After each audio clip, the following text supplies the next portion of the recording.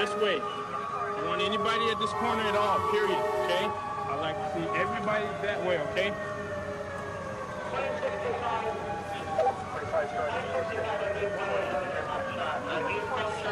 People understand? I want you that way, please. Very much. Thank you. Go home.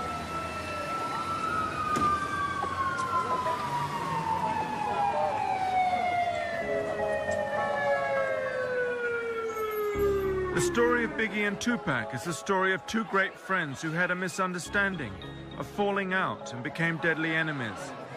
Their murders were explained as being the result of the rivalry that had grown up between them. This is Biggie. Biggie and Tupac always used to hang out together. Biggie's last album sold over 10 million copies. This is Tupac. He made $80 million in sales in just 1 year. It was the occasion of Puffy's birthday in 1994. And if you look really closely, you'll see the rarest of footage of Biggie and Tupac hugging on the edge of stage. Biggie and Tupac were street buddies. Biggie called Tupac Duke. Tupac called Biggie Christopher. I got 357 ways. Simmer saute, I'm the winner all day. Like skip timber down Biggie's whole way. My forte causes 4 days of the same. Biggie used to open for Tupac. I said it, I meant it. Bite my tongue for no one. Call me evil or unbelievable. Check it. It's unbelievable. Check it. Come on, what? Brush shots out the sunroof of Lexus. You know witness this. What you think this is? You know amateurs here. I dare this and clear MCs fearless. They tune in not to hear me clearly. I'm the triple beam dream. 1,000 grams of uncut. But the friendship changed. There were accusations of treachery and betrayal. Tupac accused Biggie of trying to have him killed. Tupac claimed to be having an affair with Biggie's wife. Their murders were explained as being the result of a feud that had grown up between them. But it was this explanation that got us interested. Tonight's shocking allegations against the city's top cop. Former Detective Russell Poole has filed suit against the department. Poole says he uncovered dirty cops while investigating the murders of rappers Biggie Smalls and Tupac Shakur. I provided the chief with enough information and evidence that would warrant a full probe. And at that meeting, I was ordered not to investigate any further. State Police, Princeton Junction. Los Angeles, California. We're driving to meet ex-detective Russell Poole at his lawyer's office.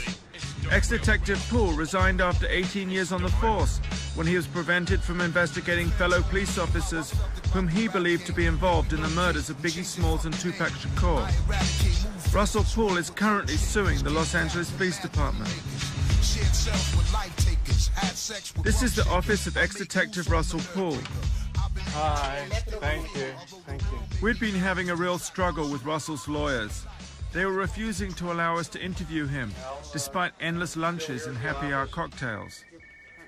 Russell could talk about the case all day, but this is all they'd allow him to say. On the advice of my attorney, due to ongoing litigation, I cannot make a statement to you. So I hope we will return for a longer statement on the whole Biggie Smalls killing and Tupac scandal. Cut! Okay. Cut? Is that it? I had no idea at this stage how many more meals at Denny's we'd have to eat before we finally got Russell's interview.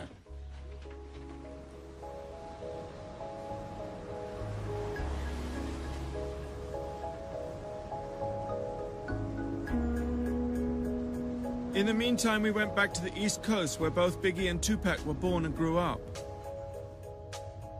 We traveled to Baltimore. Tupac lived here for what he called his happiest and most settled years. Tupac's life was complicated. His mother an ex-Black Panther, no visible father, constantly moving from place to place. It was here in Baltimore that Tupac got his training in the performance arts. Tupac loved acting. Here he is in a wig, impersonating Rick James.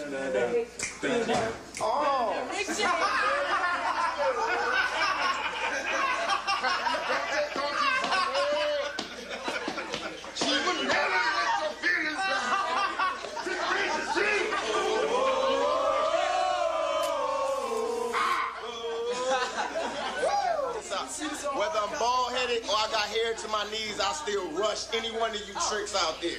It's still West Side Outlaw no matter. This is Michael, one of Tupac's friends. Hi. We'd heard film crews weren't too popular, so we were a little nervous. How you doing? Michelle, you remember? So this was Tupac's house here? Yeah, That one there? first floor apartment. First floor apartment. Yeah. That's where he come from. Michael was trying to sell us some of Tupac's earlier unheard music, probably now worth several $1 million. Here he is talking to Dana, who co-owned the music.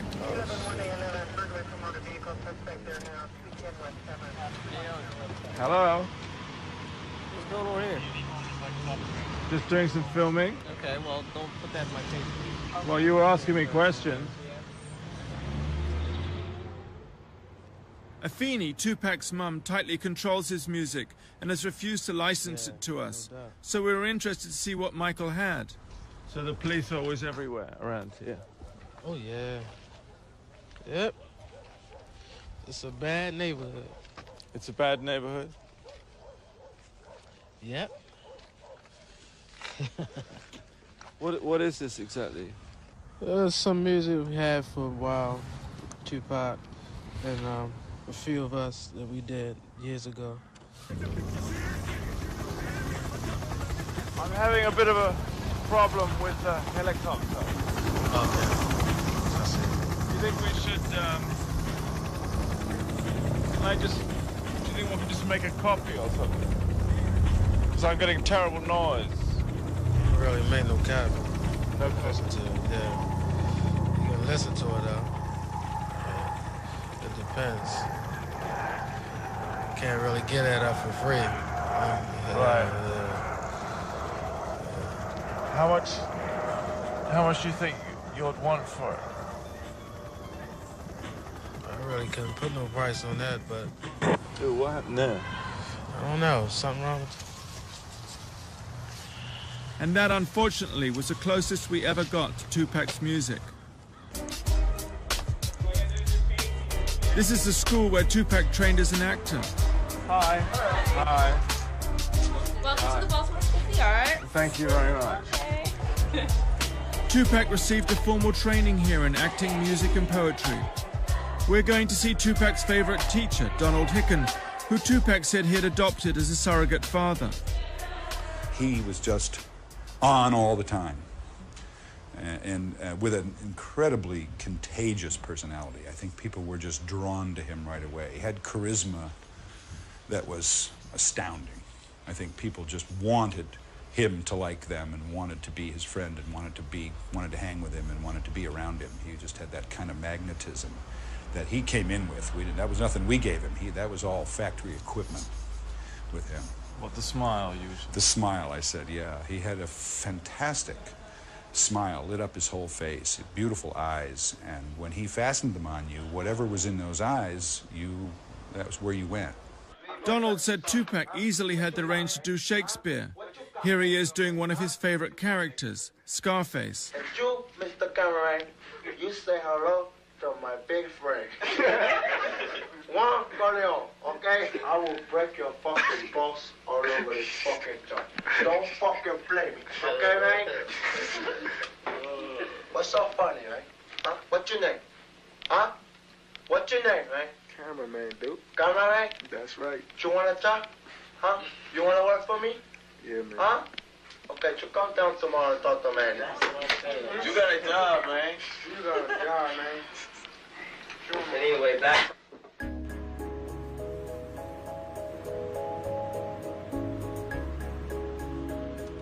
For a long time, Tupac didn't know who his father was. He complained this made him feel unmanly. At first, Tupac's mum, Afeni, said she didn't know who his father was. Then she told him his father was dead. Hi, This is Tupac's biological father, Billy Garland. This is a picture of Billy and his wife, seen here with Tupac and his wife. I asked Billy when he'd lost touch with Tupac.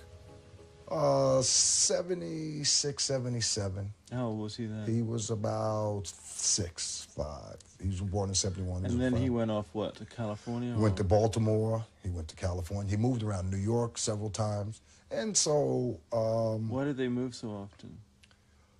Well, she was on crack. She was on drugs. She did drugs at the time. And one time he was living in shelters.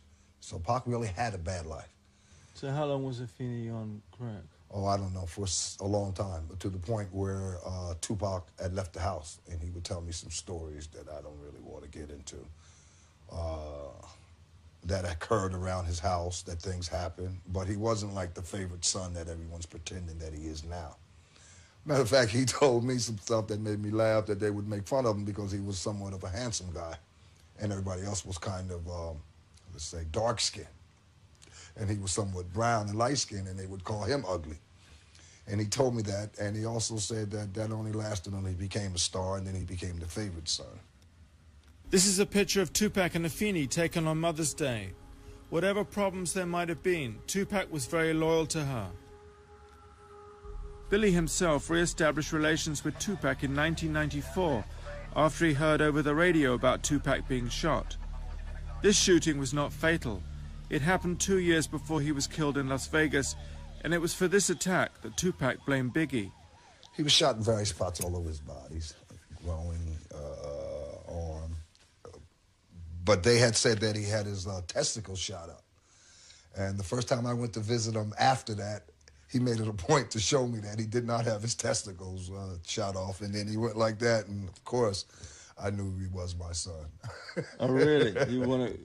I don't want to. No. I don't want to touch on that. Did you say that Biggie visited him at the hospital when you were? Yes, he did, and he introduced himself to me. I thought it was quite nice. He didn't seem like he had anything to do with what had just happened. I didn't think anything of it at the time, but he just approached me and said that he was Biggie, and I hear you're Tupac's father, and anything I could do to help in the situation, please let me know. Ex-Detective Poole called up.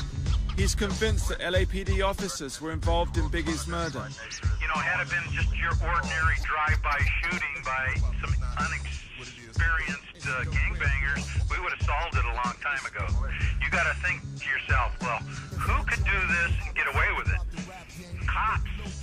If there are cops on our force that are willing to do stuff like this, you have to look at them. You really do. Biggie grew up in this street, St. James's Place in Brooklyn. He lived here in this house until he left home aged 20. His real name was Christopher Wallace. Biggie had a very close relationship to his mother. You know, being in the streets or whatever, I done been through so much. My mom's done been through so much. It feel good to just have her at ease. You know what I'm saying? Knowing her son is cool and he ain't in the streets doing no wrong. He trying to make it happen. I got to stay on a positive vibe. All my people's got to stay on a positive vibe, you know. The negativity just brings failure, you know. And we ain't trying to fail in this game. We're trying to succeed. Biggie was loved in the neighborhood. His funeral was a massive event. When someone put on Hypnotize, the whole place erupted.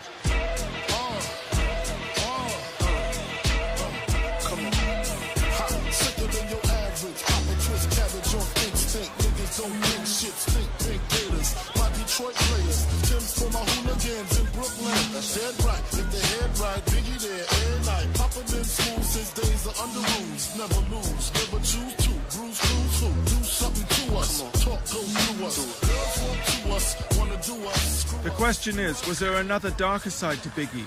He had the reputation as a tough drug dealer. He used to operate from outside this barber's shop. Excuse me. We were just doing a film in the area, and we were wondering if you knew Biggie Smalls at all. You? Yeah. What about you? I knew him, but I don't want to be on TV. Thank you. Oh. He the bomb, though. He the bomb. Sorry? I said he the bomb, though. He the bomb. Well, he was the bomb.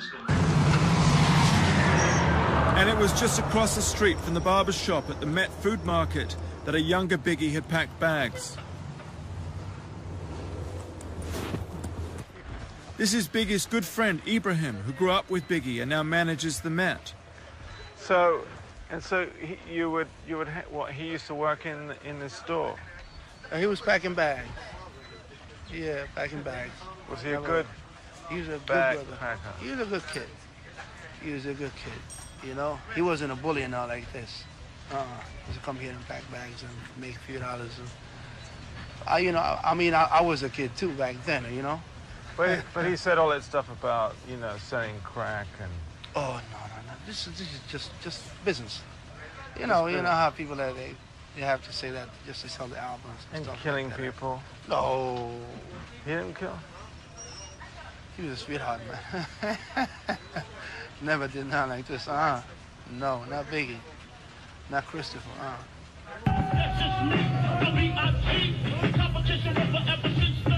And it was just round the corner Biggie first started rapping.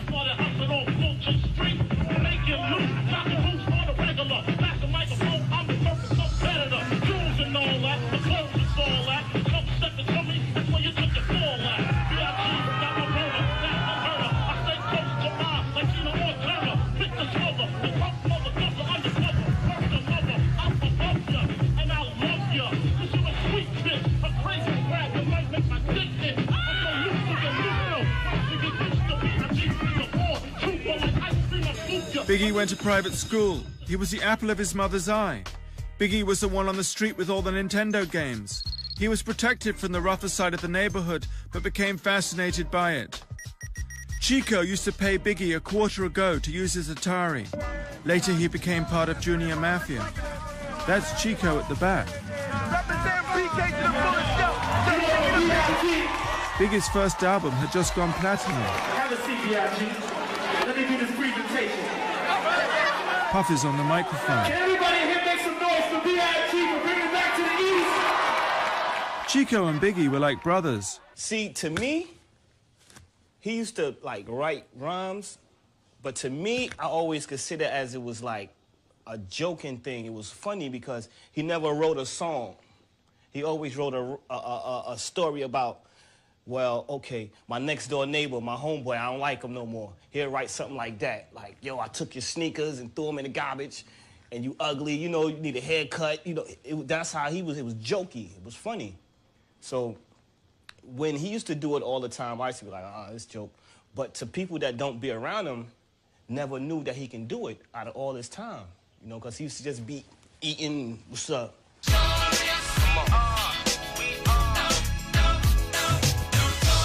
We went to see Biggie's mum, who lives on this private estate. Ringing king, struck necklace, igloo, ringing things for the bitches. You see them rims spinning grin, that shit with the beat trimmed and wing. Biggie lived in this house. This is Valletta, Biggie's mum.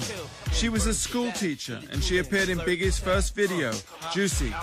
Valletta had received complaints that I'd barged into the barbershop and disrupted the market. She insisted that I adopt a more ingratiating style. My son is a poet, was a poet. He was a writer. And my son, he would be the first to tell you, I write what I see, and I write and rap about what I hear. People's experience, some of them my experience. Was it filth? Yes, it was filth. Some of it was filth, but it was a filthy story. A story that was out there, a story that he wanted to be told. I mean, how would you describe your son as a person? Oh, he was somebody at times you want to kill, you want to strangle, but I'm his mother. You know, he was a very generous person. He was and gentle at times, very loving, very sincere, and sincere to his word, to his friends. And my whole crew is lounging, celebrating every day, no more public housing. Thinking back on my one-room shack, now my mom pimps an act with minks on her back. And she loves to show me off, of course. Smiles every time my face is up in the sauce. We used to fuss when the landlord dissed us. No heat, wonder why Christmas missed us. Birthdays was the worst days. Now we sip champagne when we thirsty. Damn right, I like the life I live, 'cause I went from negative to positive, and it's all... I asked Valletta whether it was true when Biggie sang about his one-room shack and no food on the table. Oh, well, to me, that's a part of an alter ego. That's the rags to riches person that he wants to sing about. In all my son's life, my son left my home when he was 20, and there was not one single second when I didn't have food on my table. I have a 7.5 room apartment. I heard I live in a shack. Oh, you said it was a shack? Yeah, my son said it was his one-room shack. I asked Valletta about Biggie and Tupac's friendship. She blamed its breakup on a dispute between Suge Knight at Death Row Records and Puffy Coombs at Bad Boy Records. All it was is a Puffy and Suge Knight war. Suge Knight, for some reason, had a friend or a cousin or a nephew got shot down in Atlanta, Georgia.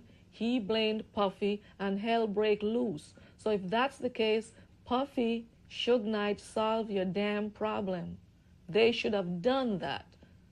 So that's where the East Coast, West Coast thing came. Everybody wants to be famous, so they went to the newspaper and gave their own little stories, and everybody started East Coast, West Coast. East Coast was Puffy, West Coast was Suge Knight, East Coast was Biggie, West Coast was Tupac. Come on now. You're messing with lives here. And that's exactly what happened. 2 lives were lost as a result of what? Stupidity? The dispute between Suge Knight and Puffy started at the August '95 Source Awards, when Suge Knight publicly insulted Puffy and appealed for Biggie to leave Bad Boy and join him at Death Row Records. Any artists out there want to be an artist and want to stay a star, don't want to have to worry about the executive producer trying to be all in the video, all on the record, dancing. Come to Death Row.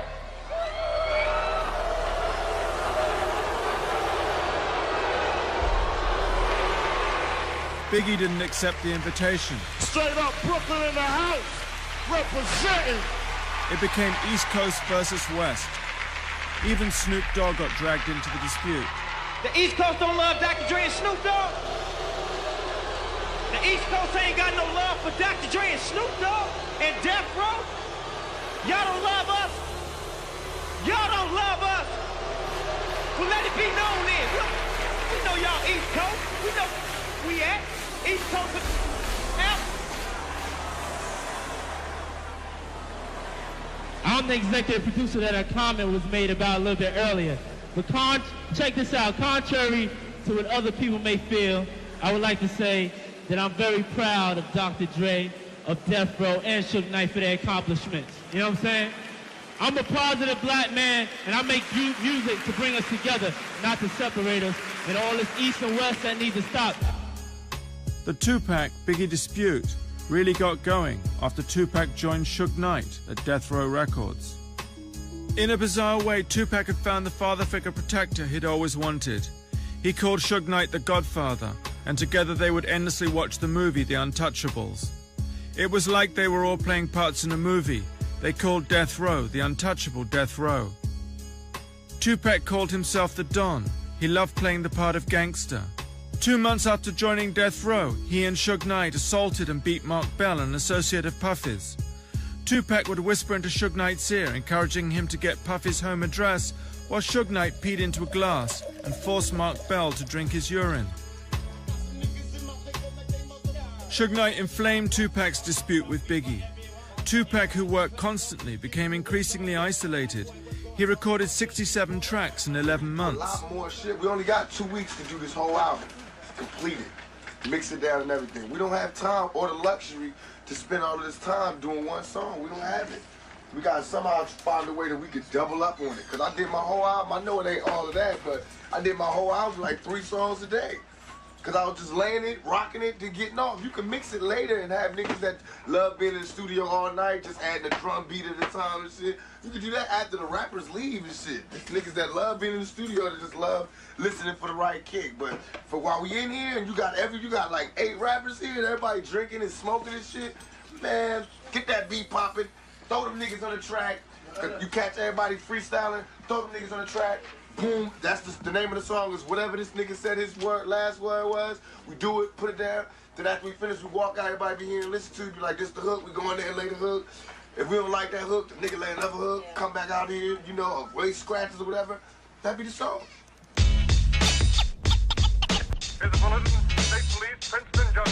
We're on our way to visit Tupac's stepbrother, Mo Preem, who toured with Tupac after Tupac left prison on rape charges. We were told Mo Preem was humiliated and locked on a hotel balcony in the snow when he got into an argument with Suge Knight over payment. This is Mo Preem on the left. He has just finished his first solo album. And that's Mo Preem to the right of Tupac. Mo Preem took the pics. Tupac wrote the comments. Mo Preem adored Tupac. Suge Knight effectively separated them. I guess the reason I wanted to talk to you was because of the way it was between you and Pac and what Death Row did to your relationship. You know, I heard that it was, you know, it was humiliating. What was humiliating? That, you know, that you were put through things by Death Row which were humiliating. Well,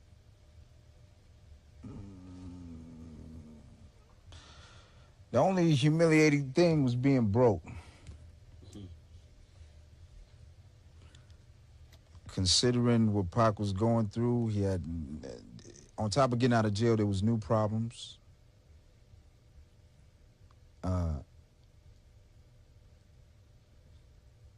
So the plan...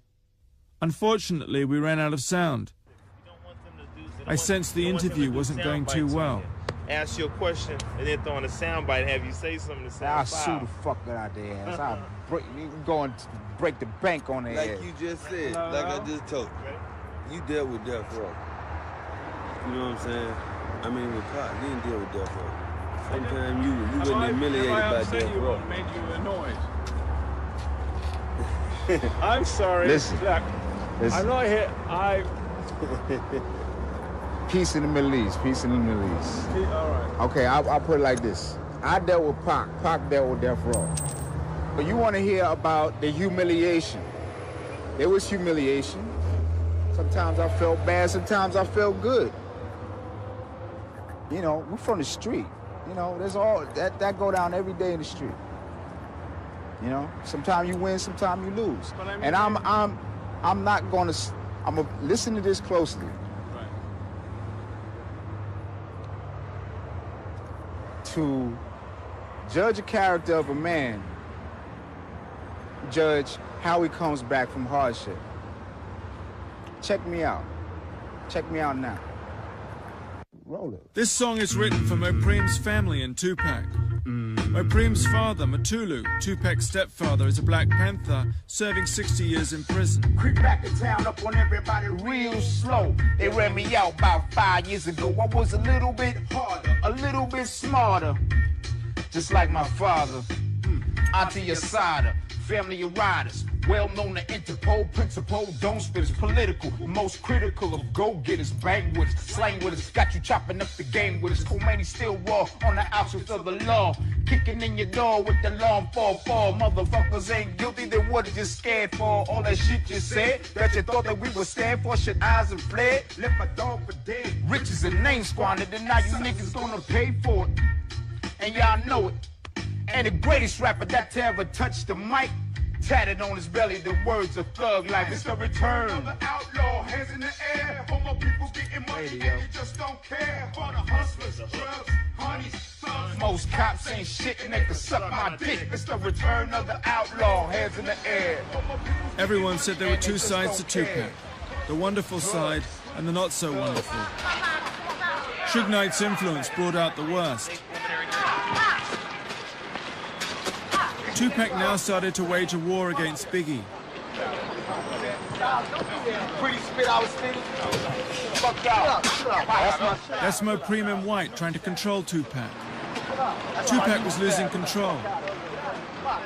That's my new style. Hey, have a good summer. Have a good summer, biatch! Tupac became obsessed with the idea that Biggie had tried to kill him. While I'm in jail, strangers is telling me, yo, you don't know? Biggie homeboy shot you. Because they bragging. They telling they in jail. Yo, we just got popped. Woo, woo, woo. And that's why what I'm doing, I know what I'm doing. I'm destroying them. I'm destroying them. Biggie remained cool. I was more in the mind frame of keep your mouth shut, Big. You know what I'm saying? Just don't feed into it. If you feed into it, it's going to do nothing but escalate. You know what I'm saying? I knew it wasn't true. Or at least what I knew I was getting blamed for wasn't true. I can't speak for nothing else. You know, I wasn't there. But I know what he was blaming me for wasn't true. So it don't make no sense me sitting there trying to make records or hit magazines and TVs screaming how it ain't true. You know what I'm saying? If it ain't true, I just got to egg it.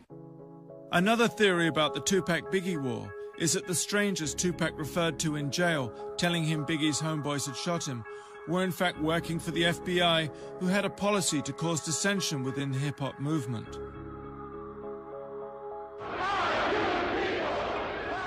The FBI were worried by the subversive qualities of hip-hop. They saw a definite connection with the Black Panthers.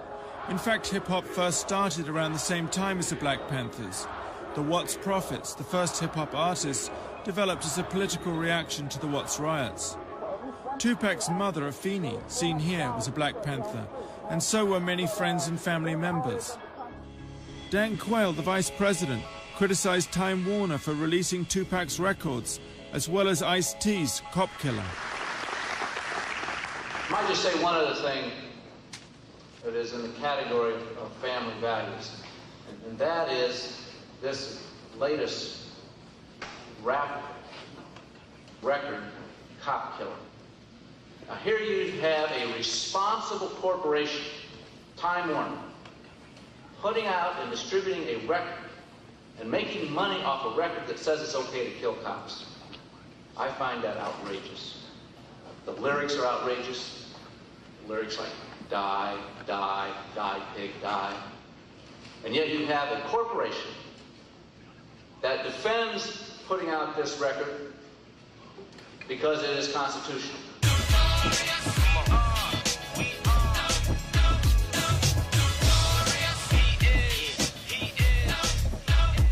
It looked like Biggie's and Tupac's friendship was used and destroyed by others.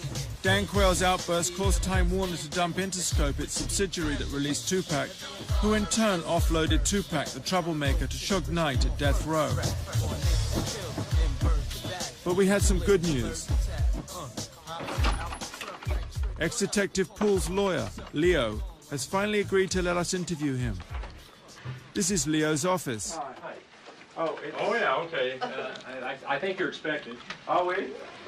You're a half hour early. I know, I just thought we could at least get ready in, because I know that he's in a bit of a rush. Actually, no, you can't, because I'm not ready. Oh, you're not ready? Pool's not here, and hopefully Leo will be here by 1. Okay, so, well, we'll just wait. Yeah, we're just on a tight schedule all right. Today. That's all right. Out of desperation, meals at Denny's had become $1,000 dinner tickets for Leo's Senate campaign. It looked like it was all going to work out fine. We saw Russell Poole go in, but then nothing happened. It seemed that Leo had changed his mind again. I'm sorry to keep you waiting. Okay. I've got bad news for you. And I'm going to apologize profusely, but Leo just called. I've been expecting him to be back by now. Could you please stop rolling, because this has nothing to do with the interview.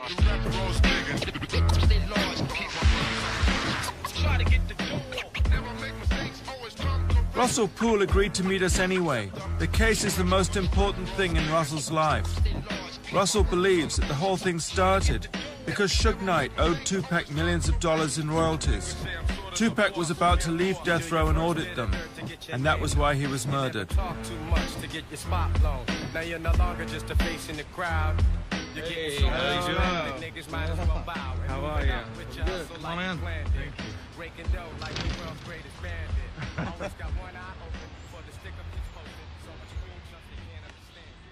Oh, there's Elvis. Russell now follows developments with the case on his computer. Is he one of your favorites? Yeah, I do like Elvis. Russell was an apple pie, all-American kind of cop. His father, an ex-Marine and ex-sheriff, was his hero and role model. Russell is one of those cops who says he bleeds blue. He's an old-school type of cop. So it's great we were able to do this finally. Yeah, well, don't tell Leo. Would you get that on? Leo will be pissed. And do you think that there was a connection between the Tupac Shakur killing and the Biggie Smalls killing? Well, that's basically what it appears to be, a retaliation. Okay, and I think Suge Knight wanted it to look that way. Okay, but you know, had we been able to aggressively investigate and had the heart to connect the two and do a thorough investigation, I think we probably would have found out more information. And why didn't you? Well, you know, there's a lot of factors, but I think the fact that law enforcement officers were working for death row, and that was a scandal in itself, okay? The fact that law enforcement officers were working for gangsters, known felons, basically organized crime, because it was no secret that Death Row Records was involved in drug trafficking. Between 30 and 40 police officers, some of whom are seen here, worked off duty for death row. Suge Knight had a lot of power, even within the DA's office. Suge Knight, to me, was one of the most powerful gangsters around. He was well organized, he had a lot of power, and what gave him the power is he had dozens and dozens of police officers working in his organization, okay? He also had a DA that was working on his Who was that? matters. A gentleman by the name of Larry Longo. Russell believes that Tupac's murder was organized by Suge Knight to look like a gang killing between the Crips and the Pyrus, also known as the Bloods. It was the night of the Tyson fight at the MGM in Las Vegas. Here he is being congratulated by Tupac and Suge Knight. Prior to the fight, Tupac was walking across the casino when one of Suge Knight's Pyru homies whispered into Tupac's ear that a Crip was standing nearby. This Crip, Orlando Anderson, was supposed to have stolen a death row medallion. Tupac, keen to impress, rushed over and punched Orlando Anderson, knocking him to the ground. Suge Knight joined in with the kicking. It was for this kicking, a parole violation, that Suge Knight would receive 9 years in prison. 2 hours later, Tupac would be mortally wounded fighting for his life. Russell thinks Suge Knight staged the whole casino incident. He thought he would be able to beat this casino probation thing. He really did. It just backfired on him. There's nothing he can do for his defense, because the whole reason for that setup in the casino was to provide a motive, you know, for Compton Crips to do the hit on Tupac, when in fact Suge Knight's people that he hired was going to do the hit. See, it's very smart. I mean, if you study any of these mafia flicks, I mean, it's just perfect.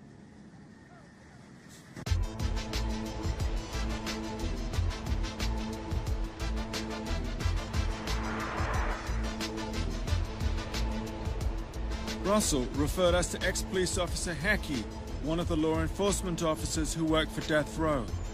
Hackey was one of Tupac's personal bodyguards. He now operates from here in San Pedro. Ex-officer Hackey works from here as a bounty hunter. He had himself just been released from prison.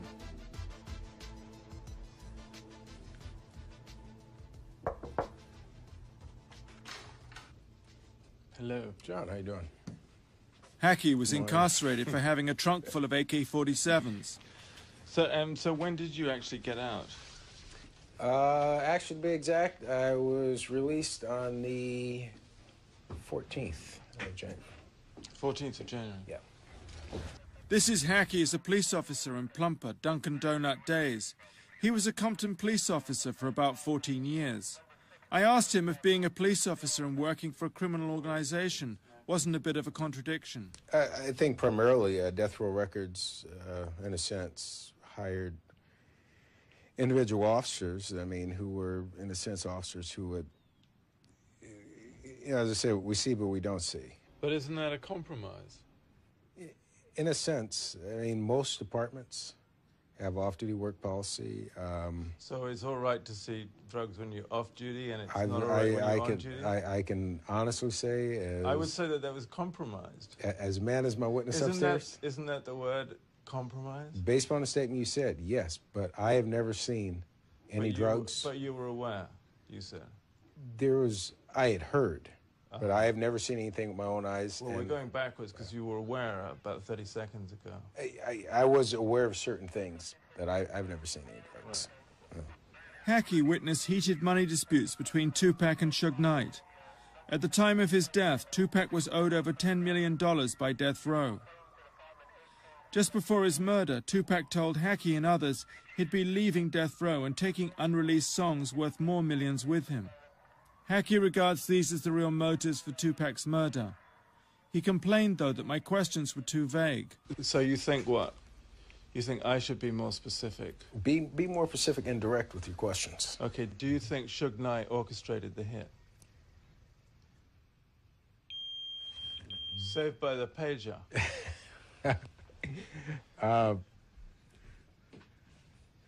Based upon what I've been told within the industry and based upon what I knew for a fact that was going on, Tupac was leaving a record company, okay, because Tupac didn't need Suge Knight. He'd had several other offers. I would have to say, in a sense, that he had something to do with the orchestration of the shooting of Tupac. So tell me, do you think that the two murders, the two killings, were connected? Biggie Smalls and Tupac? My personal opinion, again. Yes, I believe they're both connected. And do you think the same person was responsible for orchestrating the two? Yes. And that person's in Death Row Records? Yes. So why do you think Biggie was killed? I think, in a sense, Christopher Wallace just happened to be, he's a well-known rap artist, but I think basically he just happened to, based on the situation transpired with Tupac, the flame was lit. So in order to throw the attention off Death Row Records, this man was killed. Next best thing, it was an East-West rivalry. Let's make it seem as if Bad Boy Records had something to do with the shooting of Tupac Shakur, which by no means whatsoever was remotely the case. This is Suge Knight at his Death Row offices. I wondered if he was the victim of his own gangster posturings, the diamond earrings, the Havana cigar. This is the Suge Knight custom-made electric chair. And then there was a statement Suge Knight made about him and Tupac, seen here minutes before they were shot at. Suge Knight didn't help his credibility by saying he had a bullet stuck in his head, when in fact medical evidence showed he was only scratched by a piece of flying glass. Let me ask you something. You were hit as well in that car. Mm-hmm.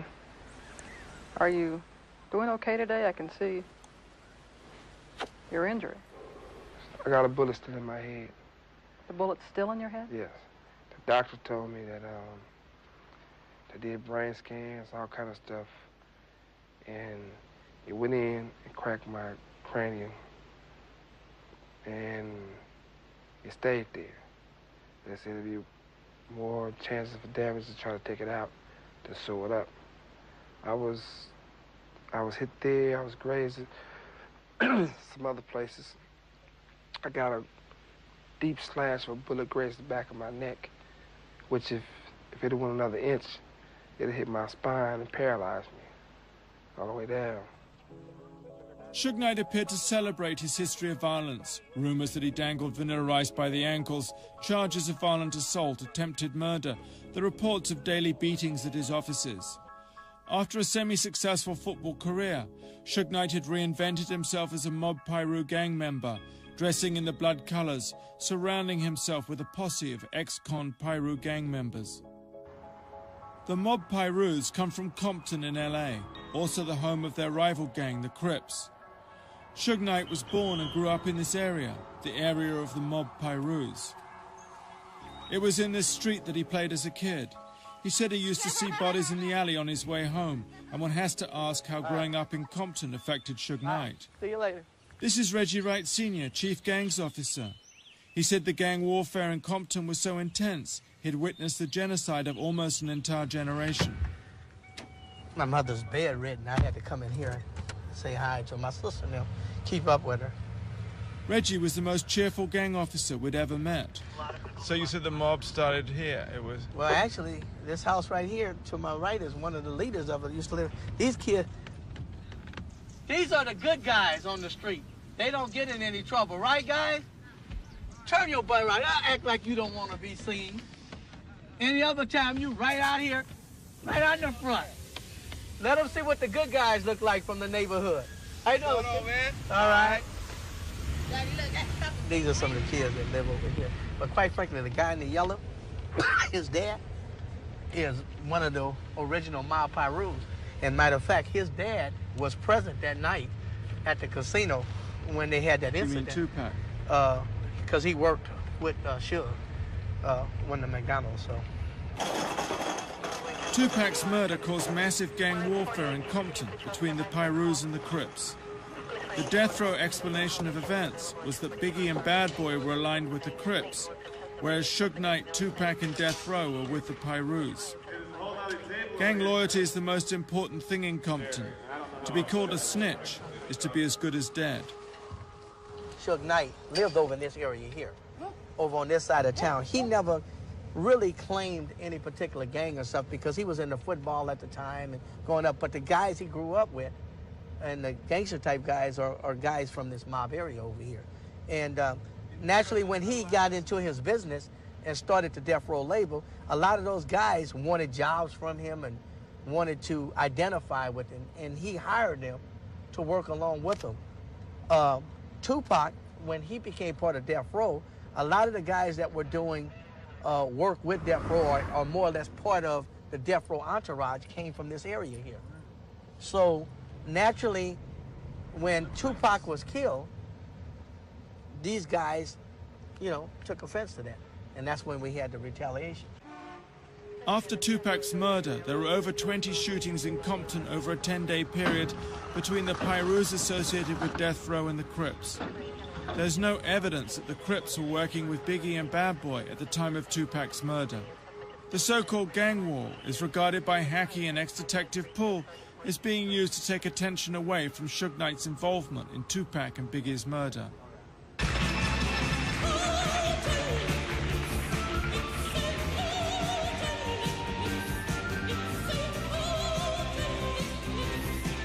This is Tupac at the Milan fashion shows. We're going to see Frank Alexander back left, who was with Tupac when he was murdered.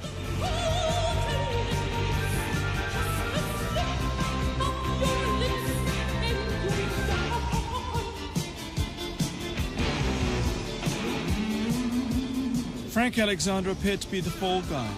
Despite the incident with the Crip at the MGM, Frank was the only bodyguard assigned to Tupac that night. He was unarmed and did not have a radio. When he refused to lie about the incident, Frank received death threats. Frank now lives on this horse ranch in Orange County. Oh. Good. Hi, how do you do? Good. Good to see you. What's your name? Nick Broomfield. Oh, hi, Nick. Hi. So you, This is the so UK you were, crew, huh? Yeah. So you were Tupac's bodyguard? Yeah. Frank, a former Mr. Universe, terrified by the death threats, found spiritual peace when he became a born-again Christian. He also got several Rottweilers to back him up in case all else failed.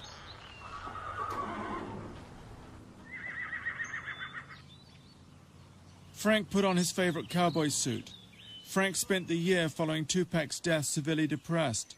He smoked a lot of dope and contemplated suicide. Frank wrote a book about his experiences as Tupac's bodyguard called Got Your Back. So, and what do you think? I mean, you mentioned in your book that there were, you know, rumors that it was an inside job. I never mentioned in my book that there was rumors of an inside job because I had been on vacation prior to going back that day to Las Vegas to work, and I think the exact phrase you used in your book was that there were rumors that Suge Knight had orchestrated the killing. I didn't even say that in my book. Okay, so this is an exact quote from your book. Okay. Okay. It says, word circulated that the shooting was orchestrated by Suge. Word circulated. I think it did not circulate from me saying anything. No, I said that was the quote from the book. Okay. Word circulated. That it has circulated that Suge had something to do with it. That the shooting was orchestrated. The killing was orchestrated by Suge. By Suge. Uh-huh. You're going to let the dogs on me? Yeah. No. Because I think in the book you also said that you were frightened that Suge wanted to kill you. It wasn't that Suge himself or had anyone say that he wanted to kill me. I was getting death threats. I got death threats indirectly through employees that were still at Right Way, people that I knew that were friends of mine. Other policemen, I never heard it from a police officer saying that you know, I was going to be killed or anything like that, but I was told by LAPD and also by Las Vegas Metro to watch my back and to be careful, you know, because possibly something could happen to me. No, I just wondered why you wrote that you were frightened of Suge and that Suge wanted to kill you. I didn't say that Suge wanted to kill me. Well, I could give you another quote. I'm gonna help you on that. A friend of mine called me and said, Suge wants you dead. I go, what? He goes, DR. I go, DR? He goes, yes, Death Row Records wants you dead, which I have on tape. I have it recorded. Frank and Tupac were close. Frank also gave us this video hit shot of Tupac with his niece Lamaika. Tupac called Frank, Frankie. Tell Frankie to call me. Frankie, you call me when she tells you to call me Frankie. Frankie goes to Hollywood. Hey, yo, Frankie. Frankie! Yo, Frankie! What do you record this for? What? Y'all call him Frankie? Nah, we gonna call him Frankie. Only our family call us that. Call me Elamika. Forever now. Too sexy for some sleeves. Too sexy for some long pants. Got your level? Rain down his hair. My name is so Frankie. Rain down his hair. No more. Rain down no more. The horrors of Tupac's murder are at best inconclusive, but there are inconsistencies that beg further questions. We know who's responsible for this. The problem we have with this case is we don't have anyone willing to come forward and testify to it. If you knew who killed Tupac, would you tell the police? Absolutely not. I mean, because, you know, I don't. Why not? Because it's not my job. I don't get paid to solve homicides. I don't get paid to tell on people. Other than the fictitious bullet in the head, further questions need to be asked about events the night of Tupac's murder. Why, for example, was Frank Alexander asked by Death Row to say that Orlando Anderson the Crip had snatched a chain from Tupac the night before the fight, when in fact that wasn't true? I was just asked concerning Orlando Anderson to say that Tupac and I had seen him earlier at the MGM when we were over there and Tupac was gambling, to say that he had snatched off a chain off of Tupac's neck. I was told to say that.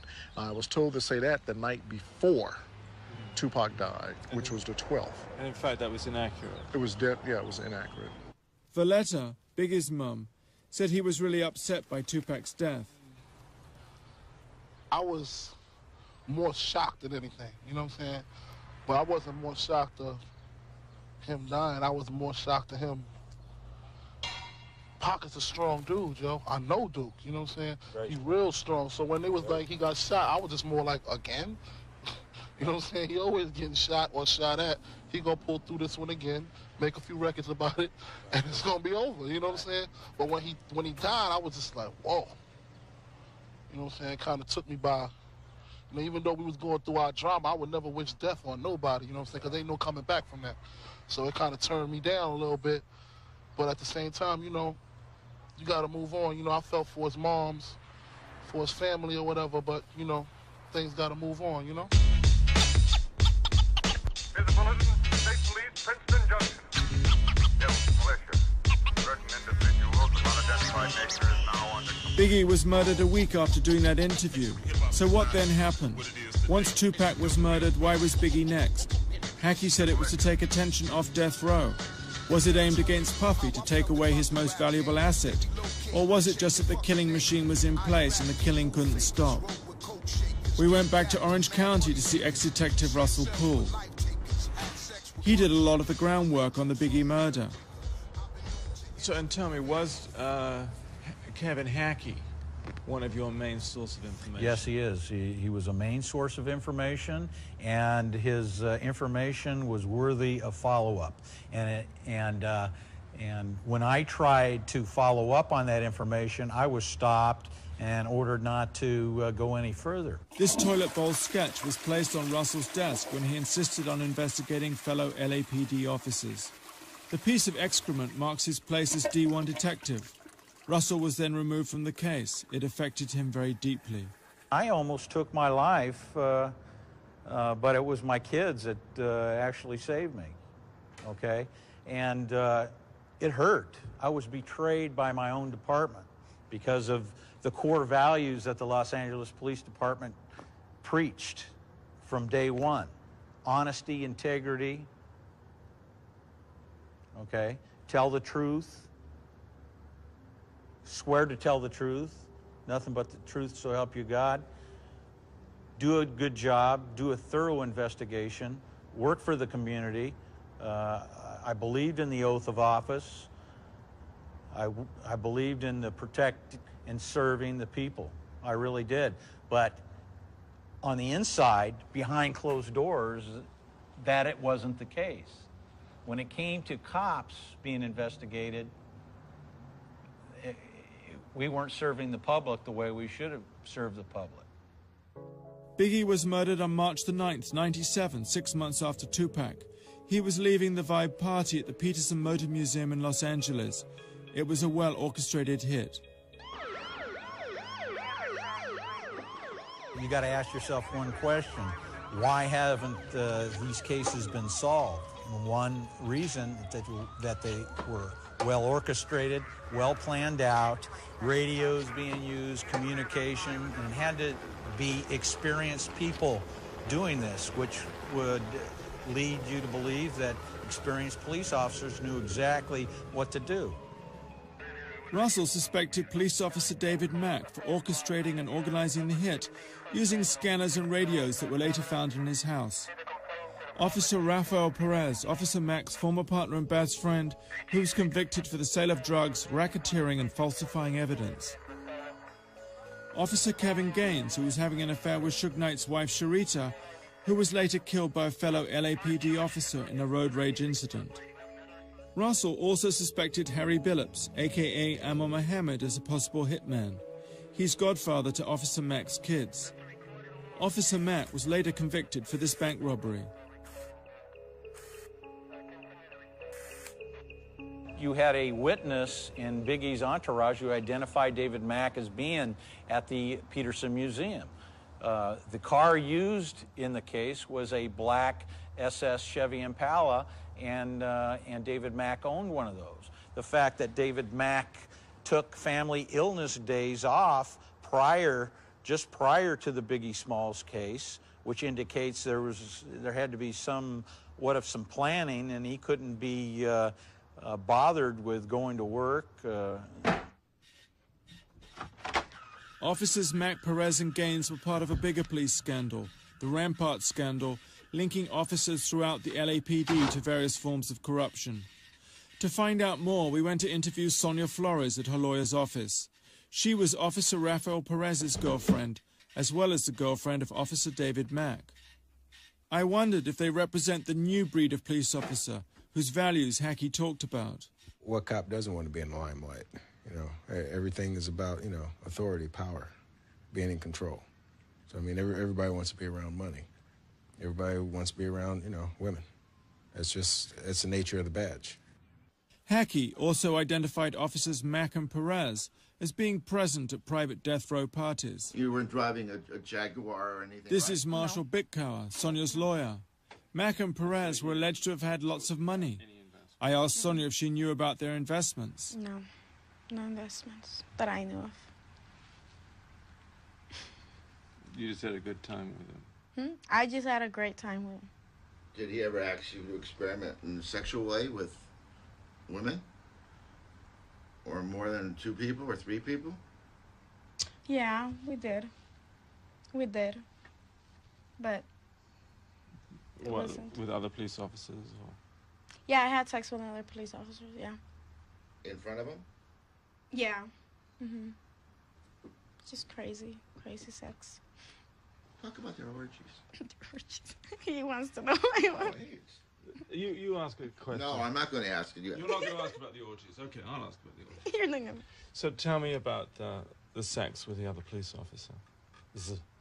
We would go to, you know, after going to a nightclub, getting drunk, getting high, we would go to the apartment and we would just have sex, you know. My friend with one of his partners and me with him, and then he would have sex. You know, have anybody ever filmed any of these sex orgies you told us about? No, I don't know. You don't know? I don't know. Did you ever hear rumors that they were filmed or taped? No. Never heard of that. I mean, Did anybody ever tell you they saw tapes or videos of these sex orgies with police officers? No. A shrine to Tupac was found in Officer Mack's house by detectives. I wondered how much Sonia knew. David Mack was into drinking, into learning how to dance Spanish music. Rob Banks. Yeah, Rob Banks. He was more up there, yeah. More up there? More up there. More up where? ambitious to money. He was more into making money. Did Perez talk to you about death row? No. No. Or the rappers? No, that was the other side of Rafael Perez. That I wasn't involved in that. Because I didn't like rap music or that kind of people. No. Did he quite like rap? Or? Yes, he did. A lot. He never talked about Suge Knight? No. Officer Mack was born and grew up in the same area of Compton as Suge Knight. He's also a self-confessed member of the mob Pyrus. Here he is wearing the colors of the Pyrus.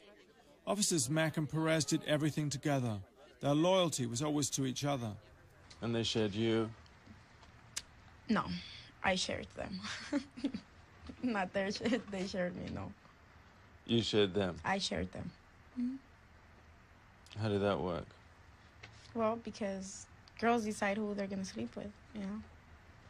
It's not a guy who's going to decide I'm going to sleep with this girl. It's the girl who decides I'm going to sleep with these guys. But it was a little bit of a ménage à trois. Yes. 50-50.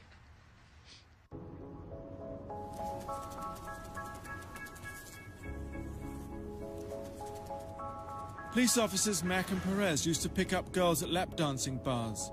It was there that they also met someone called the bookkeeper, who is now himself in jail. It had been very hard to meet the bookkeeper.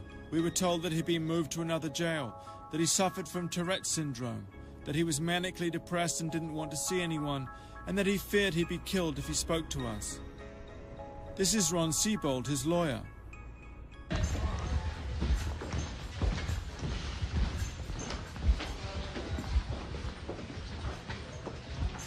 Frank.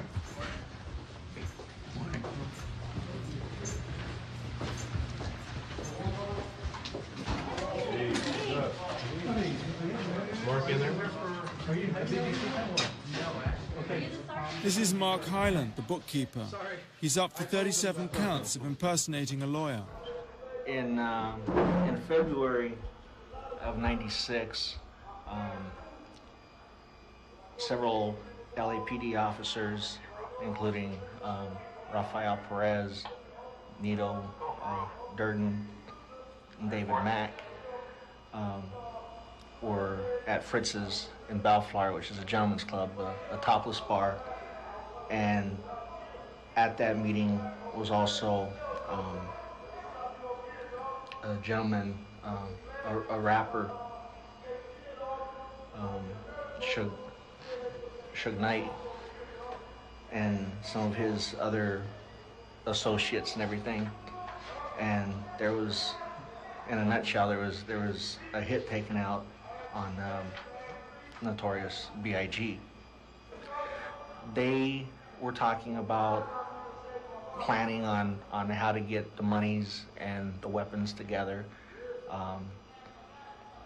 One of the individuals, I do not recall who, said, "Why don't we just get them from evidence like you normally do?" And they all kind of laughed and chuckled and everything. At that point, my jaw about dropped, realizing that, yeah, there's a lot of booze going around here and a lot of drugs going around, but these guys seem very serious. I mean, they were serious.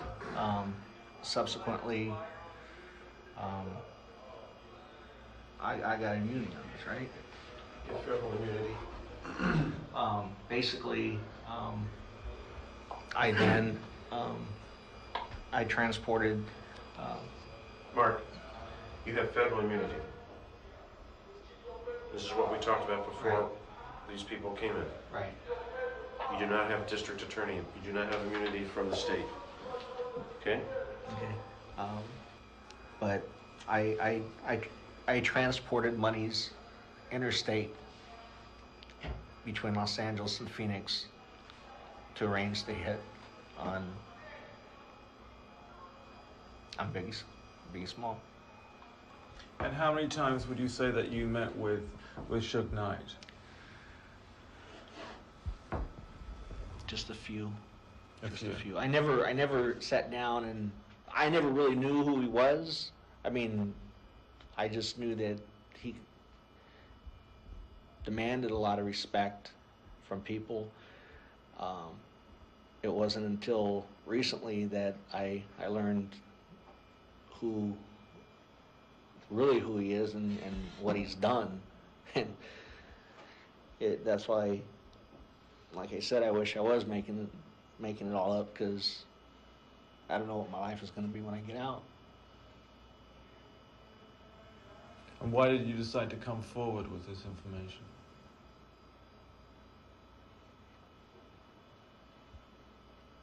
Guilt.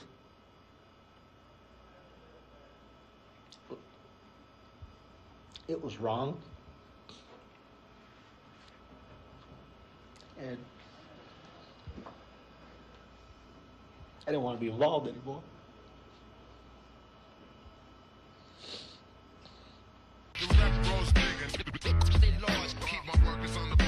Try to get the door. Never make mistakes, always come correct. Stepped up to get you right. Hackey just informed us he was working as an undercover FBI agent a year before Tupac was killed. According to Hackey, FBI agents and ATN agents were in cars just behind Tupac on the night he was shot. Hackey claims he was betrayed by the FBI. He wasn't given the promotion he was promised, and they then let him languish in jail. Howdy. We'd caught Hackey on the hop. I said around 11. Oh, Jesus. You guys doing okay? Yeah. Yourself? I can't complain. It's been a good day. So far. Hackey says he has the documents to prove his claims. No mail. No mail? So, did you manage to get those documents you mentioned? Yeah, I managed. I told you I can get the documents. That's not an issue. My attorney's working on a thing. I'm working on something. See, once... Are we on tape? No, we can wait. What's so amazing about these documents? Put it to you this way. Oops. I've already been offered $250,000. Okay. $250,000 for what? These documents. They're actual, Really? Yeah. From who? Come on now. What? Oh, you got that camera on me again. $250,000, that's a lot of money. Oh, I told you I made this for the money. I mean, excuse my French, I got bullshit. I got fuck off money. I ain't worried about that. I told you I'm saying I got that kind of money. You understand what I'm saying? I got that kind of, I told you I'm not hurting for money. I'm not a millionaire, but I'm far from hurting for money. Remember I told you that before.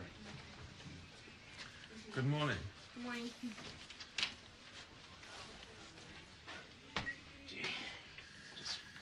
There's certain documentations which indicate certain people who were involved all along, certain people... In the killing of Biggie. I would say that'd be a true statement, okay? And there's certain people within the DA's office who've known about these things all along. Now, whether or not someone's actually going to pinpoint that an actual ex-officer killed Biggie, I don't know if they'll ever be able to prove that. But as far as the person who actually did the shooting, as far as I'm concerned, I believe probably within 24 hours or even 2 weeks max, I could have the person in custody, guaranteed who the person is. Okay, and LAPD has known this all along. And is this the guy that Russell Poole thinks is responsible, Harry Billups? Jesus. I would say yes on that. Don't ask me why or how do I know this and that. I refuse to answer that, okay? But I would say it's a good guess. It's a good, I'd say 99%. This is the police composite of Biggie's hitman. And this is Russell's main suspect, Harry Billups, a.k.a. Ammar Mohammed, who to this day has never been questioned by the LAPD. He's known to Suge, he's known to Reggie, he's known to a handful of LAPD officers, which have obviously come about in the Rampart scandal, and obviously the other individual, which is in federal prison now for the bank robbery. So, I mean, in a sense... Who's David Mack? Yeah. So, Perez's partner. Oh, you want me to clarify? Okay, yeah. You know, in a sense, there's just too many, I guess, in a sense, in a whole scenario, whether it be Tupac's killing or Christopher's killing, I mean, there's too many dots that are connecting. But isn't that a bit vague? I mean, connecting dots, you can't really make an arrest on that. Exactly, you can't It's just really an make allegation. It's just an allegation, And but again, but LAPD maybe, is sitting on a major piece of the puzzle. And why haven't they done anything about it? You know what, I don't know. Why was Russell Poole taken off the case when he originally brought, hey, Chief, you know, there's corruption, stuff's been going long gone on in the department. Let's move Russell somewhere else. You know what I'm saying? Why are a lot of things done?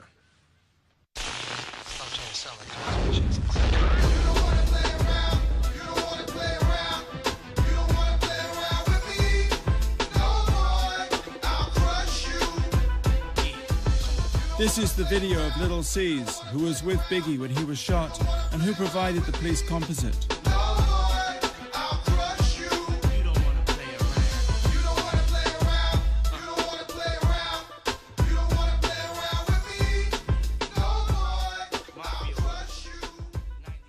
After many failed attempts to get Little C's, Valletta, Biggie's mum, took over. This is Miss Wallace. This is Miss Wallace. I'm fine, thank you. Did C's leave us yet? Yeah. Don't you dare park on the other side.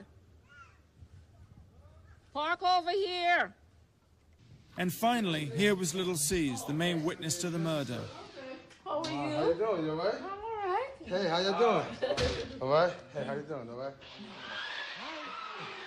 Biggie's ashes are kept here in this urn, in his old house where Valletta now lives. See what he does the first thing he came with? What's that? Huh? Had to go, you know, speak to my boy real fast. How you doing, yo? I'm doing okay. You all right? That's the urn. So every time he comes in, you gotta go over there and, Go over there, see and what's touch up it. big. Yeah. So that's Christopher's little heart of everybody that, you know, he was associated and affiliated with. He meant a lot to my son, and those are my son's words. I asked Little C's where he was sitting in the car with Biggie. Yeah, I was right behind him. He was in the passenger seat, and I was right behind him in the back seat. I was right there. Yeah. And what did you see? I just seen the car just roll up and just start shooting in there. One dude in the car by itself. You know what I'm saying? I was sitting outside the window. You know, I was looking out the window, and the car just rolled up, stopped right there on the angle of us, and started shooting in the car. He only shot through big door. You know? No, this was something that whoever did it, they had to see all that, and they had to plan it. You know, because it happened too good, and it was police out there. They shut the party down from a fire drill, so it was police there. These are FBI photos. The amazing thing is that Biggie and Puffy were under surveillance at the time of the murder.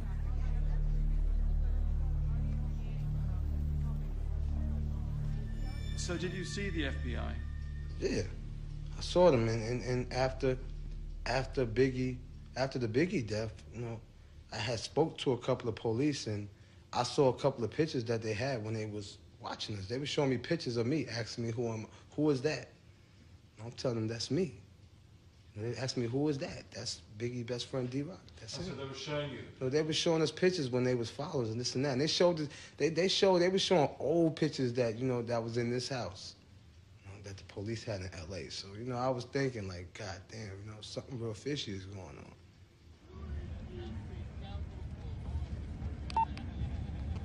I called the FBI agent who took the photos.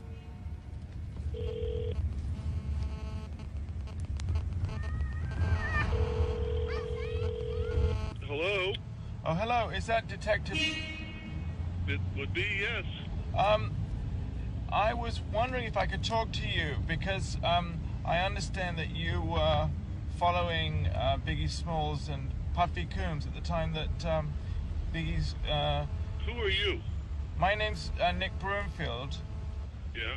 And I was just... I saw some photographs that I believe you might have taken, and I was wondering if I could talk... What do you do for a living? I'm a documentary filmmaker. Okay. Let me call you back. I'm in court right now. Call you a little later. I discovered he was attending Puffy's trial for the nightclub shooting. We'll be on. No, I was just wondering what it was that you were investigating at the time. Right. Well, you know, I wouldn't discuss it with you. Oh, you wouldn't discuss it? No. Even though it was some time ago? Well, it hasn't finished yet. It hasn't finished? Where'd you get my number? Where'd you get my number? Sorry? Where'd you get my number? Where did I get your number? In 1993, a Senate Select Committee was set up to look into the hip-hop movement.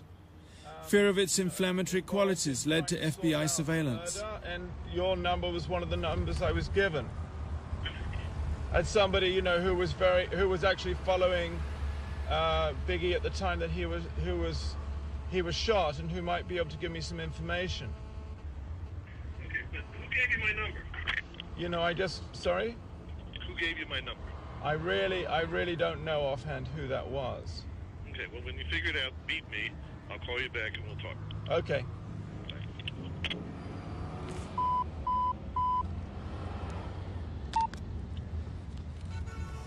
We went back to tell Valletta about the conversation. My son was just a little upcoming rapper in California for an award. FBI was following him. Were they following him here in New York City? Up there in California? Everywhere he was going? Why? I would like to know why. Miss Wallace would like to know why. If FBI was following my son, where were they that night my son was shot? And why is it, if they weren't there, why is it that moment, that night, they were taken off? Those are questions that needed to be looked into. Those are investigations that need to be looked into. Biggie was unaware of what was going on. This was Biggie a couple of days before he was shot. How did it get to that day where you got to watch your back and have bodyguards? I mean, it's not just with rappers, you know what I'm saying? People want to attack anybody that's a large figure, you know what I'm saying? They did it to Jordan, they did it to Tyson, they did it to Bill Cosby, you know what I'm saying? Right. They're going to attack you if you're on top, you know what I'm saying? It's just your job to bob and weave, you know what I'm saying?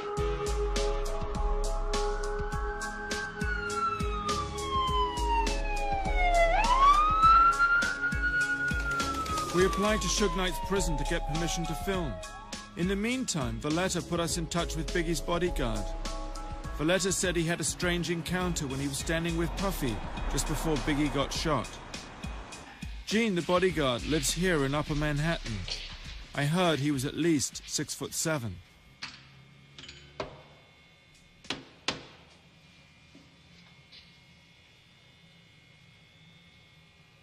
Like that, you gotta be somebody that's scared. You was knocking like you was scared, man. Scared? Yeah. No, I'm not. All right. How do you do? I'm good.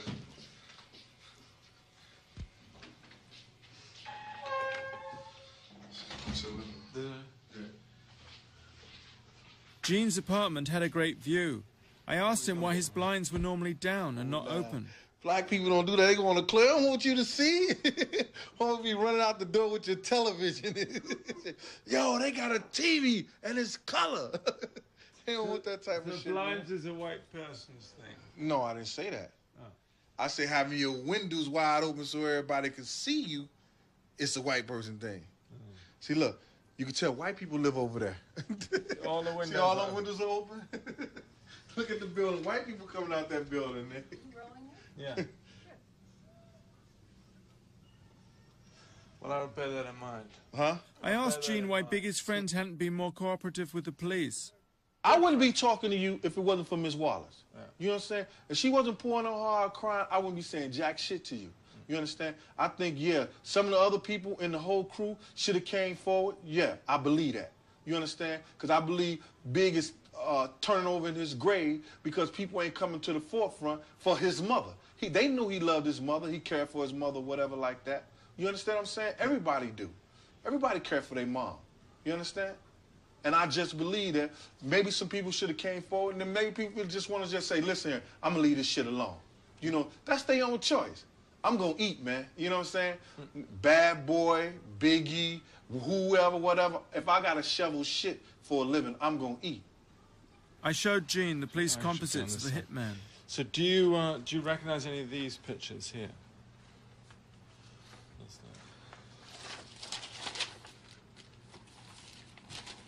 This is the individual that... That one? This one right here. That one? Yeah. That's the one Lucy's did for the police. That's him right there. That's him? Yeah. That's him? That's the guy that came up to me. That guy? Wait, do it again. That guy right there. That's him? Yeah. Were you ever shown his picture before? That's definitely him, though. Yep. Wow. That's Harry Billups, isn't it? That's who? He's called Harry Billups. Amir Mohammed, right? That's his name. That was the guy.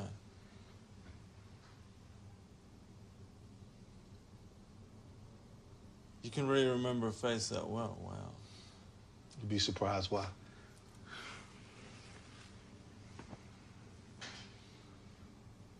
I can remember a face. You can? Yeah. Yeah. I believe you, actually. Mm-hmm.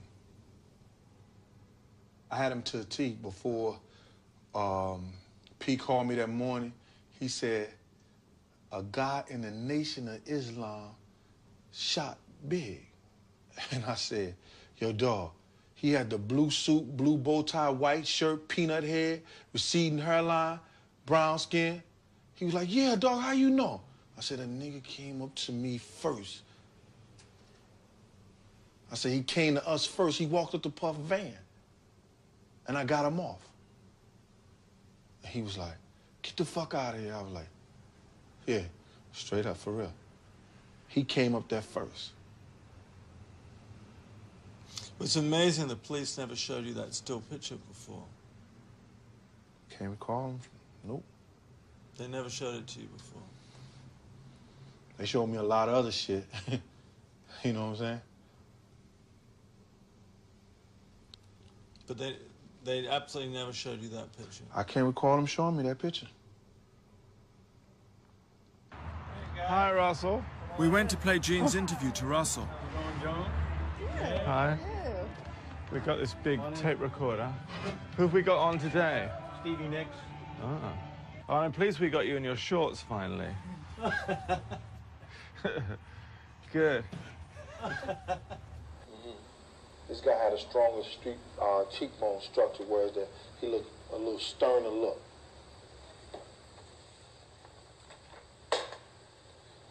That's him right there. And he still works for the probation. That's him looking at the lineup. That's the guy that came up to me. That guy. That guy right there. Okay, so we got a witness saying David Mack was there, and now we got a witness saying Harry Billups was there. That's definitely him, though. Amir Muhammad, a.k.a. Amir Muhammad. Yep. It's amazing. Rest of it. What do you make of that? I think it's a breakthrough in the case. I think this is another example of how incomplete the investigation is and how they have tried everything or done everything to avoid the truth in the matter. And I still, in my heart, believe that these types of clues and these types of statements made by witnesses need to be thoroughly followed up on. And I honestly believe that the players that we're talking about, David Mack and Amir Muhammad, are somehow involved in this case. And the department, time and time again, has avoided the truth. And when you add everything up, what other reason could there be? The reason being is because they do not want to expose to the public that Los Angeles police officers were involved in the conspiracy to kill Biggie Smalls. The most amazing thing in this whole story is that Officer David Mack and Officer Rafael Perez have never been questioned in connection with the Biggie Smalls murder. Neither has Harry Billups, a.k.a. Amor Mohammed, who we tried to contact through his lawyer. If nothing else, their names should be cleared. The question now is, with Tupac and Biggie dead, will the killing machine carry on? There was a news report that Suge Knight had threatened Snoop Dogg, seen here together in Happier Days. Snoop apparently is now frightened for his life. We wondered if this document had anything to do with it. After a concert at Universal Studios, Snoop Dogg was attacked, kicked and punched by people working for Death Row. When asked by one of the deputies if he knew who had killed Tupac Shakur, Snoop said it was the man sitting next to Tupac. When asked if he meant Suge Knight, Snoop replied affirmatively. Suge Knight's prison has come back, giving us permission to film. But I'm having problems with Death Row, who I'm having to negotiate with to interview Suge Knight. I'm dealing with this man, Reggie Jr., seen here second left, who's been running Death Row since Suge Knight's been in prison. Reggie Jr. is the son of Reggie Sr., who we'd so much admired and interviewed in Compton. Reggie Jr. had followed in his father's footsteps and also became a police officer before running Death Row. I remembered what Hackey had said about Reggie Jr. They'd served as Compton police officers together. If Reggie and I ever met one-on-one, I think it would probably be who's going to draw first. The other unfortunate thing was that Reggie didn't seem to be a great fan of my films. Because I don't want none of this Heidi Feist bullshit tape that you did, where you go and the whole thing was to show how you were so slick to get to Heidi, and everybody around Heidi was bumbling fools. And if you don't say that's how your documentary went on Heidi Feist, then you're not an honest man. And well, I hope that this will I don't want that to be. I hope this will be a much better film than the Heidi Fleiss film. I hope so as well. Oh, you thought it was really bad? I did say that. My whole point is, don't use us to get that type of work done. No, I mean, you just be straight with us, and we'll tell you what we can and can't do. A lot of things we don't mind speaking. We don't like speaking on the Tupac thing because that's an unfortunate thing that happened. Unfortunately, Reggie was insisting that a Death Row representative attend the interview. I mean, I would gladly take him in there, and it's just, that's not my decision. Okay, well, see what you can do to help him get approved. And if you can't, then you can go. But I can assure you, Mr. Knight, or any guys that's I can probably even say any guys that's black in the prison won't be speaking won't be speaking to you. Why, really?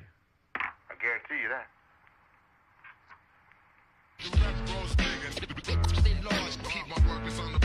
Try to get the door. Never make mistakes, always come correct. Unhappily, we never did reach agreement with Reggie, but as we still had the prison's permission to film, we decided to go anyway, even though Suge Knight had refused. The camera person dropped out for self-preservation, but the rest of us had overseas passports, so we went anyway. Now you're no longer just a face in the crowd. This is Mule Creek State Prison, a maximum security facility in Northern California where Suge Knight has served the majority of his sentence. Charlie gate, please. This is Suge Knight's recreation yard, Yard C. Should we try and find Mr. Suge Knight? Well, we can go out and try to find just about anybody that you want to talk to out here. Oh, yeah. The immediate problem we had was in actually finding Suge Knight, as we hadn't arranged an interview. It's a nice day. I did. Suge's not a worker. He should be out here somewhere. So.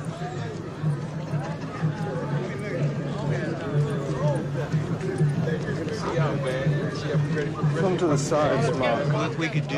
The cameraman, who I'd never worked with before, had the abdabs. Okay. We talk to them and find out. One more of that side. We can go up to those guys with the guitars if you want and talk to them.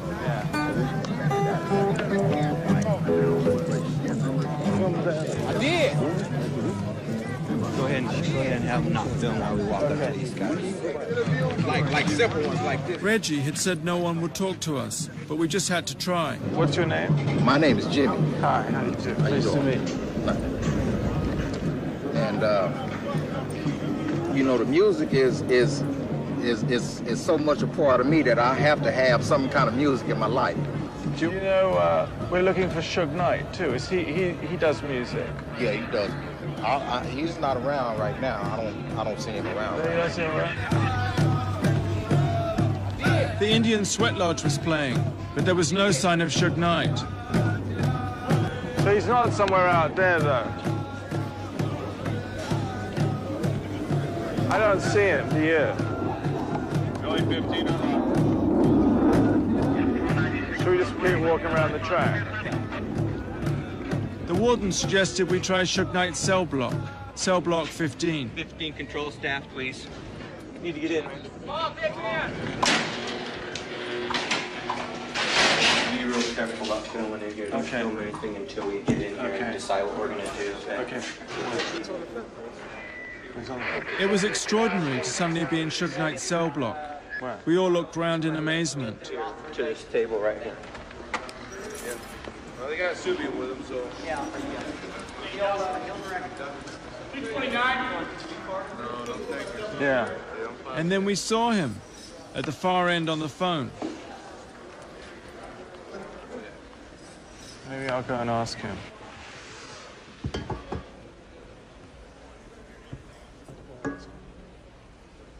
He's on the other phone now, I guess. I'll ask him. Shall I? No, I don't mind asking him. I don't mind asking him.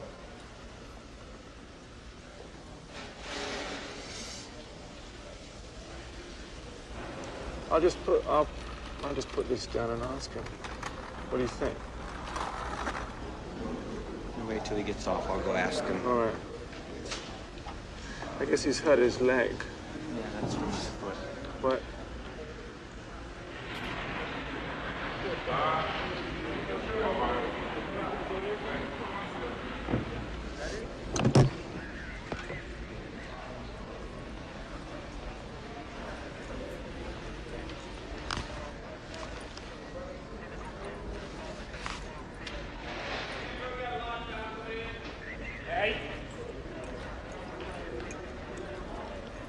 Like I said before, I was just that I don't want to be involved in the stuff where it's negative stuff. Hi, how do you do? I need to talk to him. Oh, okay, sorry.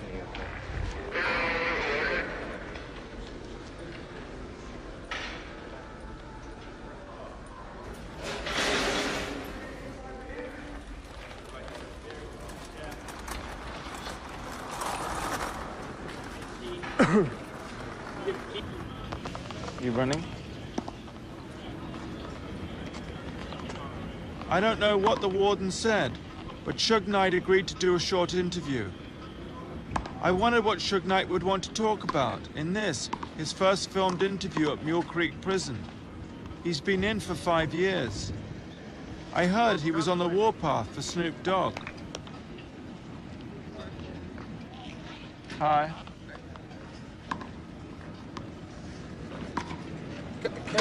Oh, okay. My cameraman seemed a bit jittery. It was like he wasn't there, dreaming of some tropical island in a better world somewhere else. I noticed he seemed to be looking around for a possible route of escape. Let me talk to you one more time. Okay. We're doing a benefit for some kids out there, too. Uh-huh. You know what I mean? I don't know if you talk to anybody from my office. You ever talk to anybody from my office? Yeah, spoke to Reggie. Right. You Yeah. talk to Reggie. I mean, I don't have to do this. No, I know you don't. But I do this because, you know, we're doing a piece positive for the kids. Okay. So I don't want to, there's no slander and funny stuff. It's what you want to ask me before we get on that? Well, I said, I gathered that you didn't really want to talk very much about Tupac. I agreed to no slander and funny stuff, and to ask Suge Knight about his message to the kids. And so, what is the special message you would like to send to the kids? Like I said before when you first came in, if it's anytime it could be anything positive to help with the kids, well, if they can see from if it's my mistakes or the next person's mistakes, we don't have to make the same mistakes. I'm all open for it. And what would you like to say to them about the mistakes? About the mistakes that I wouldn't, you know, everybody makes mistakes. And you got in the media what's going on today for is a lot of kids saying they get their input off of rap music or rap artists or entertainment. I think some of that can be true, but most of it, I would like them to understand that basically all the artists who's involved, and if they get in trouble, these guys have record companies back them that will get them high-powered lawyers. If they have high-powered lawyers, 9 out of 10, they would never ever, you know, come to the penitentiary. But the guys in the inner city, if they get in trouble, they have what we call a public defender, which is they're not gonna have the best. And they go to prison. And they go to prison for a long time. So they should model themselves on rap stars with big lawyers. No, they shouldn't. I mean, besides that, you know, you have certain individuals who's artists, and they might get in trouble. They might do a few things, but they well-known names, and they're informant for the police. They snitches. Snoop Dogg. And if they get in trouble, they're gonna get a free pass. Like if you hear about it, there's several artists that would never ever come to prison. No matter what they do, you hear about it getting caught, if it's firearms, getting caught with drugs, doing this, doing that. Like who, you think? Well, put it to you like this.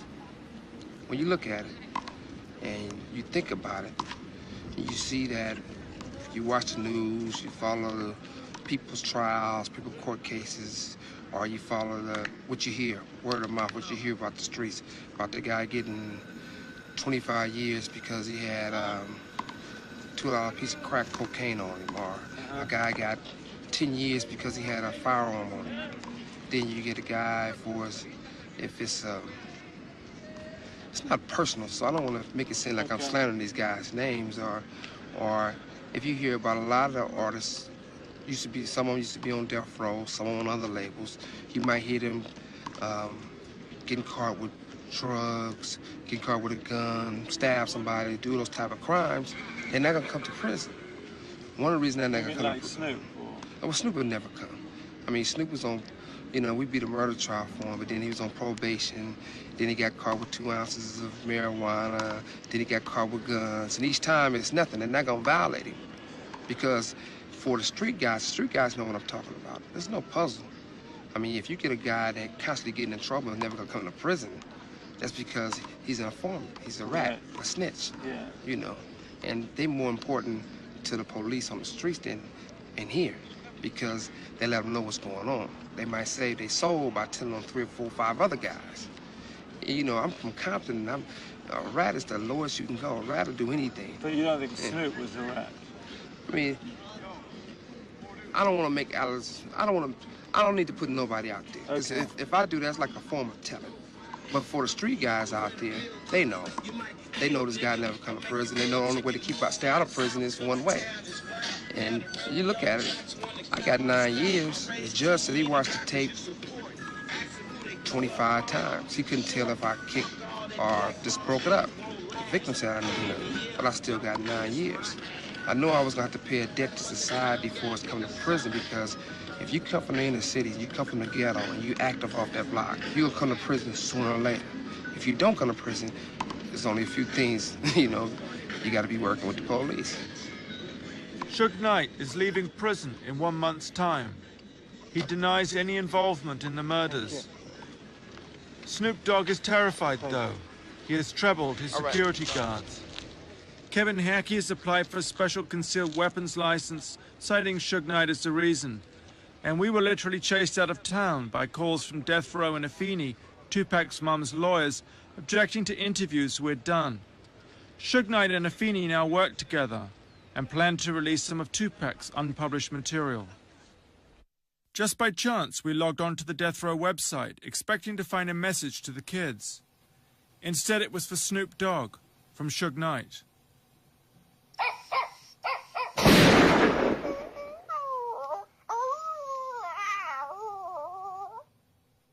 Give me a hug, you know. It's nice to see We introduced Valletta and Russell, who'd never met before. Because I came out into the press after I retired. Russell is helping Valletta with a massive lawsuit she's bringing against the LAPD for her son's wrongful death. It's expected to be one of the biggest lawsuits against the police department of recent memory. Valletta thinks the tragedy of Biggie and Tupac's friendship was that it was destroyed by outside forces. She's determined to find her son's killer. Valletta is someone we all particularly admired and cared for. She's shown such amazing courage in this whole story. It smells fantastic.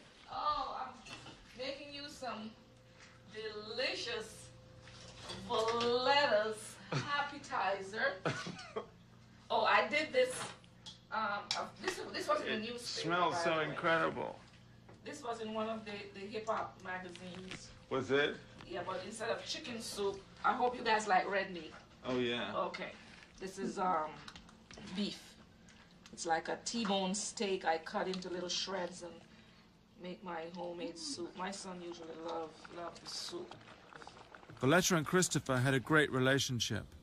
There is not a day I spoke to him on the phone and I didn't laugh.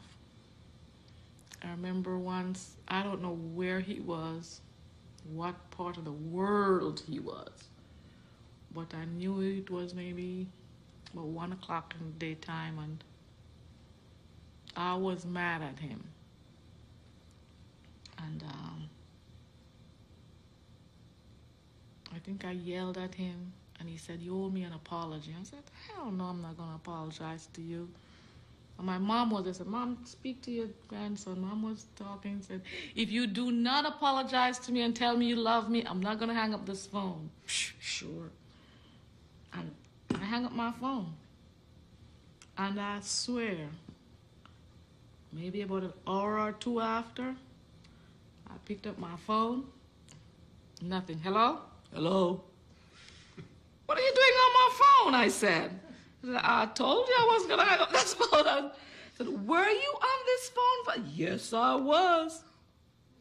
And I looked, "No, this jackass was not on this phone all this." I said, "No, I need to make a telephone." "Not until you say you're sorry and say you love me. You know, but you have to say it." "Okay, Christopher, I love you." Isn't that easy? You let me sit here, fall asleep, wake up, and all you had to do was to tell me you love me, and this would not have happened. "Okay, Christopher, get off the phone." That's when you got off the phone. From like 12:30 to about 3:30, he was on that phone. I could not believe it. I said, "I told you. I told you I was not going to get off this phone until you do. See, that's the relationship we have. That's the beautiful relationship we have. Going out to all the young niggas that died in struggle. Word up. Shit is real in the field, you know? Sparking blunts for all you niggas. Word up.